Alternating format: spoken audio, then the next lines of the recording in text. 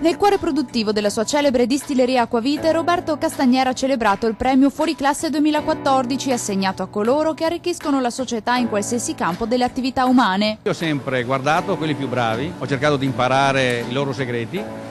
Il premio Fuoriclasse è proprio un riconoscimento alle persone che hanno un talento particolare, dei veri fuoriclasse che hanno portato in avanti le ambizioni di tutti. Credo molto nella qualità come un elemento imprescindibile per andare nei migliori locali italiani, ma soprattutto nel mondo. Io credo che oggi l'Italia possa fare solo questo, produrre qualità, alta qualità e cercare di vendere un Made in Italy che secondo me ancora nel mercato c'è spazio.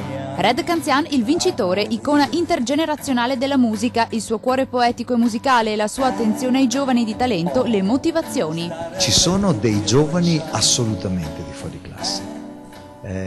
Io ho dei musicisti con cui sto girando in questo momento che sono dei fuori classe. In questa tournée della quale ho fatto la data zero l'altra sera vicino a Padova, porterò sul palcoscenico delle giovani orchestre prese dai conservatori proprio per dar loro la possibilità di vivere l'emozione del palcoscenico. Di canzone in canzone Red Canzian ha ripercorso la sua storia e la carriera artistica, dai grandi successi al suo nuovo album L'Istinto e le Stelle, un viaggio emozionante per gli ospiti presenti.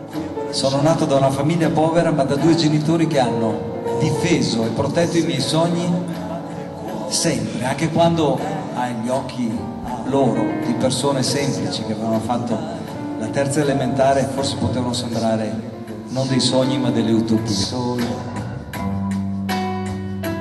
Io con te sono io, tu con me vai da Dio e ogni giorno è un altro giorno che ci siamo io per te. Una serata per celebrare anche il 60° compleanno di Roberto Castagnier con gli amici di sempre. Roberto è una forza della natura e quindi siamo molto felici di essere qui e poter augurare a lui tanta fortuna, tanto affetto da parte di tutti perché ce l'ha veramente incondizionato. Ma io stimo Castagnier non solo per la grappa, ma per il derivato, chiamiamolo così, che è riuscito a fare con prodotti raboccati che hanno nobilitato un prodotto antico. E questo è il frutto, in questo caso, di Roberto Castagnier, della sua azienda e di tutta la sua famiglia, di aver creduto, di aver lavorato, di aver investito, ovviamente oltre che aver avuto il talento. E dopo tanti auguri ricevuti è Castagnier a lanciare un invito: distilliamo ottimismo.